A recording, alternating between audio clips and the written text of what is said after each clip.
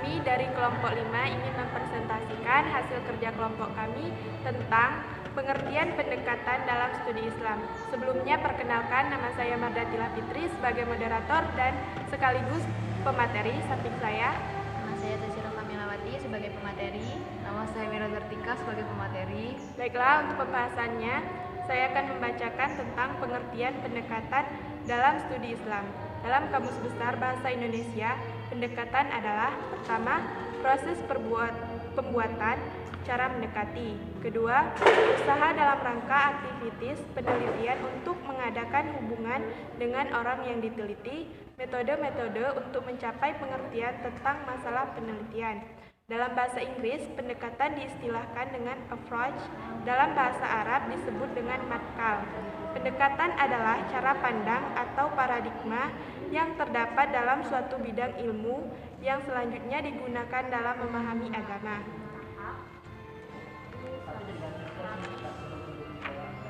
Nah, pendekatan merupakan cara pandang atau paradigma yang terdapat dalam suatu bidang ilmu, selanjutnya digunakan dalam memahami agama.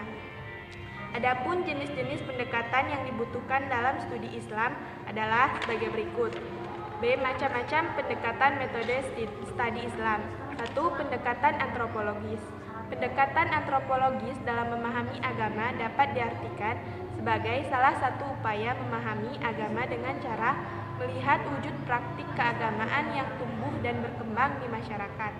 Melalui pendekatan ini, agama akrab dengan masalah-masalah yang dihadapi manusia dan berupaya menjelaskan dan memberikan jawaban. Dengan kata lain, bahwa cara-cara yang digunakan dalam disiplin ilmu antropologi dalam melihat sesuatu masalah digunakan pula untuk memahami agama. Sejalan dengan pendekatan tersebut, maka dalam berbagai penelitian antropologi agama dapat ditemukan adanya hubungan normatif atau positif antara percayaan agama dengan kondisi ekonomi dan politik. Golongan masyarakat yang kurang mampu dengan golongan masyarakat miskin pada umumnya lebih tertarik pada gerakan-gerakan keagamaan yang bersifat mesianis dan yang menjadikan perubahan dan sosial masyarakat. Sedangkan golongan orang kaya lebih cenderung mempertahankan tatanan masyarakat yang sudah mapan secara ekonomi lantaran tatanan ini menguntungkan pihaknya. Selanjutnya akan dibahas oleh rekan saya.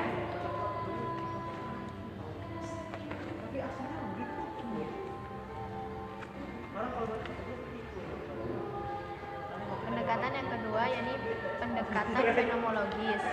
Istilah fenomenologis telah lama digunakan sejak Lambert yang sezaman dengan Kant, juga Hegel sampai Peirce dengan arti yang berbeda-beda. Pada era Lambert, fenomenologi diartikan sebagai ilusi atau pengalaman. Kata fenomena dalam bahasa Inggris disebut fenomena atau fenomenon. Secara etimologis berarti perwujudan, kejadian, atau gejala. Pertama kali pada tahun 1764 menggunakan istilah ini untuk merujuk pada hakikat ilusi pengalaman manusia dalam upaya untuk mengembangkan suatu teori pengetahuan yang membedakan kebenaran dari kesalahan. Akan tetapi mayoritas fenomenolog lebih cenderung mengatakan bahwa tokoh yang pertama kali menganggap fenomenologi sebagai sebuah wacana yang bersumber dari filsafat ilmu adalah Edmund Husserl 1859 sampai 1938. Karyanya yang berjudul Logische Untersuchungen 1900 sampai 1901 untuk pertama kali memuat rencana fenomenologi. Lebih lanjut, metode fenomenologi dikembangkan oleh Rudolf Otto W. Brede Christensen, Gerardus van der Leeuw, dan Mircea Eliade. Juga ditemukan gejala itu memberikan interpretasi terhadap gejala itu sehingga maknanya yang tadi tersembunyi dapat pula dipahami. Tujuan pendekatan fenomenologi yakni memahami makna atau hakikat yang sebenarnya dari suatu gejala objek yang dikaji melalui jiwa atau kesadaran objek itu sendiri. Dalam arti bahwa pendekatan fenomenologi yang dikembangkan dari pendekatan fenomenologis, membiarkan gejala yang diteliti berbicara sendiri secara tulus dan apa adanya. Tidak boleh ada upaya-upaya luar dari sang peneliti membuat prakonsepsi yang macam-macam apalagi berlebihan. Berbeda dengan pendekatan ilmiah positivistik, pendekatan fenomen upacara, tata upacara, simbolik atau mistik, di samping deskripsi tentang ajaran-ajaran agama. Langkah-langkah metode fenomenologi. Pertama, mengklasifikasikan fenomena keagamaan dalam kategorinya masing-masing, seperti kurban, tempat-tempat suci, waktu suci, kata-kata atau tulisan suci, dan mitos. Hal ini dilakukan untuk dapat memahami nilai dari masing-masing fenomena. Yang kedua, melakukan interpolasi dalam kehidupan pribadi peneliti. Dalam arti, seorang peneliti dituntut untuk ikut membaur dan berpartisipasi dalam sebuah keberagamaan. Yang ketiga, melakukan epos atau menunda penilaian dengan cara pandang yang netral. Yang keempat, mencari hubungan struktural dari informasi yang dikumpulkan untuk memperoleh pemahaman tentang berbagai aspek terdalam suatu agama. Yang kelima, tahapan-tahapan tersebut menurut Van der Leeuw secara alami akan menghasilkan pemahaman yang asli berdasarkan realitas atau manifestasi dari sebuah wahyu. Contoh pendekatan fenomenologi yakni para wali dan sunan dalam membentuk corak kebudayaan yang lama tidak dihilangkan dengan alasan agar masyarakat tidak terlalu kaget dengan perubahan. Dengan demikian, ajaran Islam dapat diterima dengan mudah dan tanpa ketakutan. Contoh dari pendekatan fenomenologi ini yakni acara tahlilan, terus yang pelaksanaan dibacakan ayat-ayat dari Al-Quran, terutama surat Yasin dari ayat pertama hingga terakhir, doa-doa agar sang almarhum atau almarhumah diampuni segala dosanya dan diterima amal ibadahnya, serta sholawat terhadap Nabi Muhammad beserta para keluarga, sahabat, dan para pengikutnya.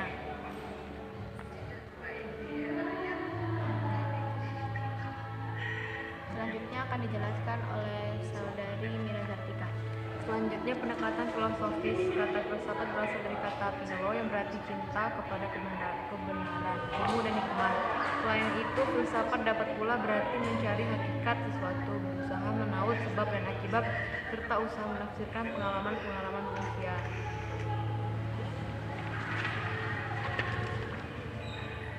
Berpikir secara filosofis tersebut selanjutnya dapat digunakan dalam memahami ajaran agama dengan maksud agar hikmah, hakikat atau inti dari ajaran agama dapat dimengerti dan dipahami secara seksama. Pendekatan filosofis yang demikian itu sebenarnya sudah banyak dilakukan oleh para ahli.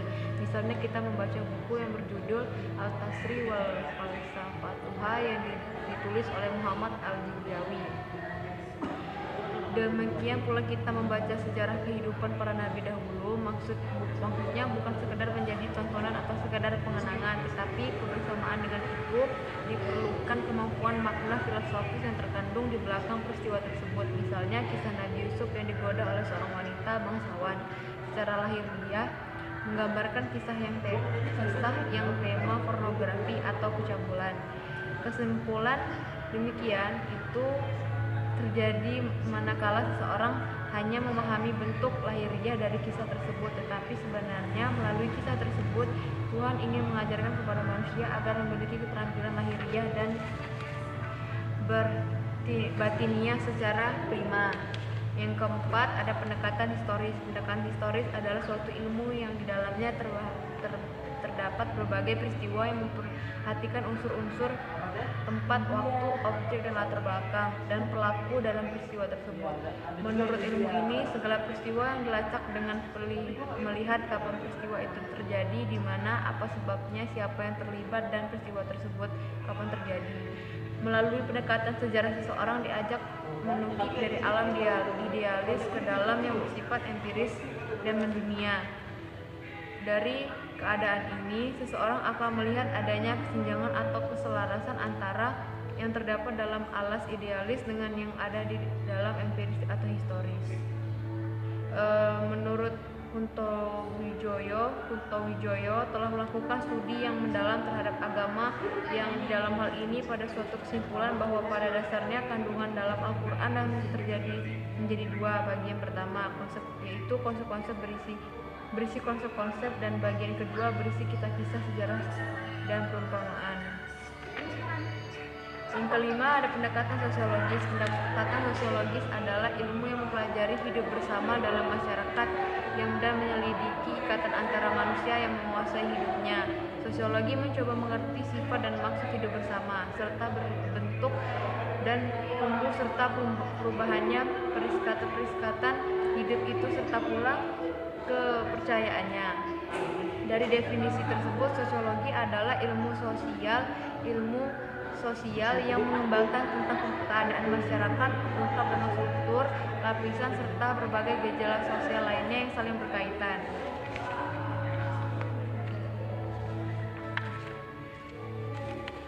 Baiklah, sekian presentasi kami. Bagi yang kelompok yang ingin bertanya, silahkan ajukan pertanyaan di kolom komentar, dan tiga pertanyaan. Jadi siapa yang tercepat itu yang akan kami jawab. Sekian dari presentasi dari kami. Wassalamualaikum warahmatullahi wabarakatuh.